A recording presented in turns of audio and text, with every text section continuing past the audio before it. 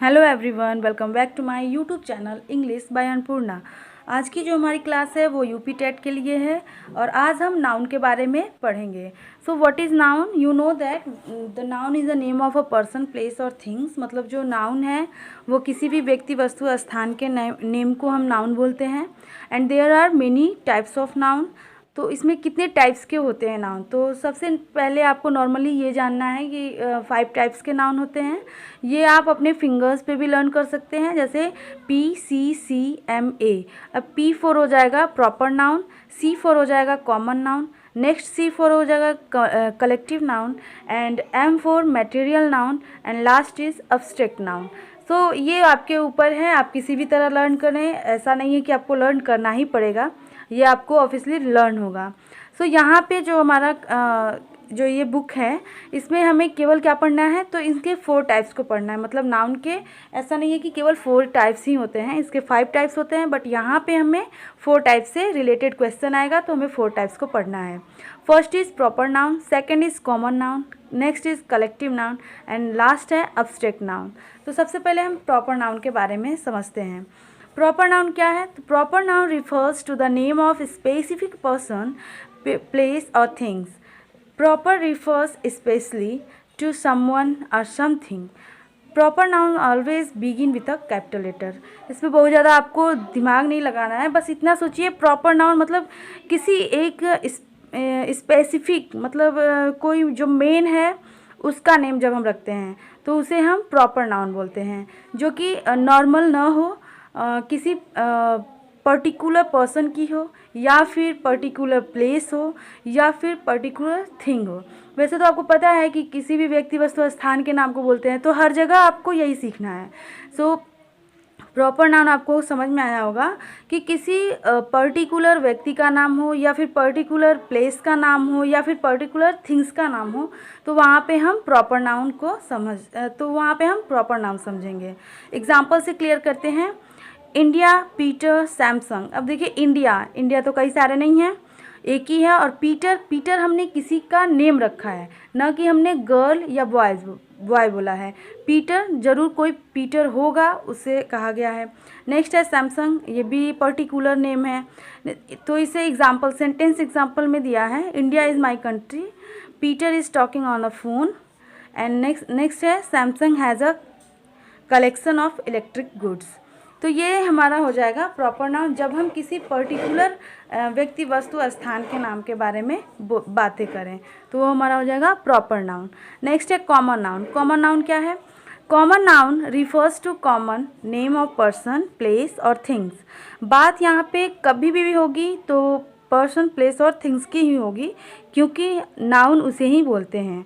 So common refers to something shared by all. A girl is a common noun, while Rita, Geeta, Sheila and name of specific girls, and therefore they are proper nouns. अब देखिए यहाँ पे आपको अंतर पता चल जाएगा कि जब आप गर्ल्स बोल रहे हैं तो गर्ल्स में जितनी भी गर्ल्स हैं सब आ जाएंगी। और अगर आपने किसी पर्टिकुलर नेम को रखा, जैसे रीता भी किसी गर्ल का ही नेम है, बट यहाँ पे नेम रखा गया, तो ये जो नेम है रीता, गीता या शीला, ये हमारा हो जाएगा प्रॉपर नाउन, क्योंकि यहाँ पे हमने लड़की न कह के लड़की का नेम रखा है। यहाँ पे बॉयज़ का भी नेम हो सकता है, थिंग्स का भी नेम हो सकता है, कुछ भी हो सकता है। तो यहाँ जो अगर हमने केवल बॉयज़ बोला होता तो आप कॉमन नाउन समझ जाएंगे, और अगर नेम रख दिया जाएगा, मतलब राहुल, मोहन, सोहन ऐसे नेम रखा जाए, तो आप समझ जाएंगे कि वो प्रॉपर नाउन है। अच्छा, एक मैं एग्जांपल दे रही हूँ। जैसे कि मान लीजिए अगर आपने कहा रिवर, तो रिवर में पूरी नदियाँ आ जाएंगी, जितनी भी नदियाँ हैं सभी रिवर्स, आपके माइंड में यही इंडिकेट करेगा कि रिवर्स मतलब नदियाँ। और अगर हमने कहा द गंगा रिवर, तो यहाँ पे पर्टिकुलर हमने नेम रखा, तो ये हमारा प्रॉपर नाउन हो जाएगा। अगर हमने कहा द गंगा रिवर, तो ये हमारा प्रॉपर नाउन होगा। और अगर हमने कहा रिवर्स, तो ये हमारा क्या हो जाएगा? कॉमन नाउन हो जाएगा। नेक्स्ट है collective noun. Collective noun refers to the name of group of similar thing, a collection. These things are taken together, are addressed as a single और whole using a common noun. मतलब अब देखिए common noun, common से आपको ये पता चलेगा कि ये ऐसा नाउन है जो कि किसको इंडिकेट करता है, ग्रुप को। मतलब जब भी कोई चीज़ इकट्ठे में हो, कलेक्ट से आप इकट्ठे से लगा सकते हैं कि जब भी कोई चीज़ इकट्ठे हो, ग्रुप में हो, झुंड में हो, तो उसे हम कलेक्टिव नाउन कहेंगे। इसके कुछ एग्जांपल्स हैं, जैसे कि a flock of birds, a batch of students, a head of elephants, a fleet of ships, और भी यहाँ पे एग्जांपल्स दिए हैं। आप ये समझ रहे होंगे, जैसे कि मान लीजिए कि बहुत सारी मधुमक्खियाँ एक साथ उड़ती हैं, तो उसे हम क्या बोलेंगे, अ स्वार्म ऑफ बीज, मतलब मधुमक्खियों का झुंड। तो ऐसे जब भी कोई ग्रुप की बात हो ना, तो वहाँ पे हम कलेक्टिव नाउन समझेंगे इसे। और यहाँ पे दिया है लिस्ट ऑफ कलेक्टिव नाउन्स, मतलब यहाँ पे कुछ कलेक्टिव नाउन्स के उदाहरण दिए हैं ताकि आपको इसमें समझ में आ जाए। जैसे दिया अ हेड ऑफ एलिफेंट्स, हाथियों का झुंड, या फिर आप इसे बोल सकते हैं a head of deers, a head of kettles.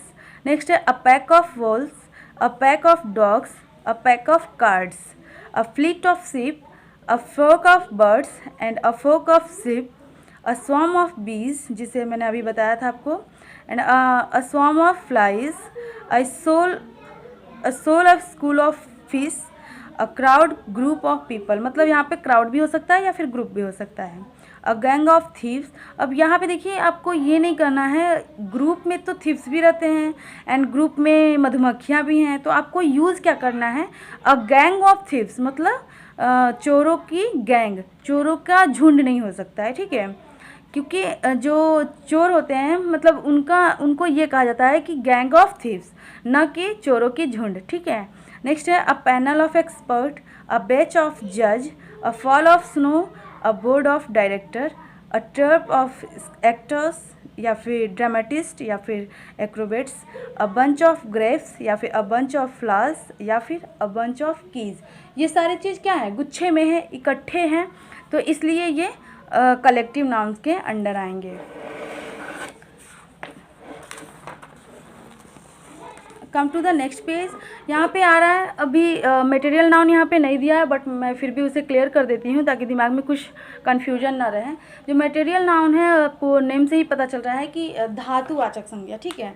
तो कभी भी जब आपको मटेरियल्स के बारे में इंडिकेट किया जाए तो आप समझ जाएंगे कि वो मटेरियल नाउन है। जैसे कि गोल्ड, मिल्क, ये सब जब आए तो आप समझ जाएंगे कि वो मटेरियल नाउन है।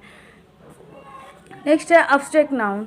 Abstract noun refers to the name of a specific quality, state or action different from the object to which it belongs. Abstract means drawn of. We normally speak of a brave soldier, but we can also speak of the act of bravery. Without mentioning ing, the soldier, this is the abstract noun form. अब देखिए यहाँ पे आपको बता रहा है कि जो एब्स्ट्रैक्ट नाउन होता है उसका हिंदी में आप उसे समझेंगे भाववाचक संज्ञा।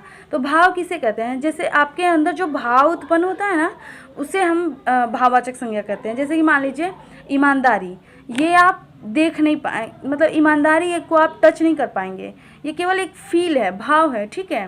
तो जैसे कि ब्रेवरी यहाँ पे दिया है, मतलब बहादुरी को आप टच नहीं कर पाएंगे, ये केवल एक अनुभव है, फील है, ठीक है। तो ये हमारा हो जाएगा, ये एक भाव है कि ईमानदारी, बेईमानी, ये सारा भाव है, तो वो हमारे एब्स्ट्रैक्ट नाउन में आ जाएंगे। यहाँ पे एग्जांपल्स दिए हैं, काइंडनेस, ब्यूटी, ब्रेवरी, विजडम या फिर इटीसी। यहाँ पे देखिए काइंडनेस, दयालुता आपको दिखेगी नहीं, ना ही आप टच कर पाएंगे, बट इसे फील कर पाएंगे, ठीक है। ब्यूटी आपको दिखेगी नहीं, जैसे कि अगर मुस्कुराहट के बारे में बात करें तो मुस्कुराहट अगर आप स्माइल ना देखें लेकिन आपके मन में एक वो होता है ना, मुस्कुराहट मतलब आप समझ जाएंगे कि व्यक्ति प्रसन्न है, ठीक है। तो वो भाववाचक संज्ञा को ही हम क्या बोलते हैं, एब्स्ट्रैक्ट नाउन। तो आई होप आपको ये क्लास समझ में आई होगी। नेक्स्ट क्लास में हम प्रैक्टिस सेट को लेके आएंगे, तब तक के लिए गुड बाय।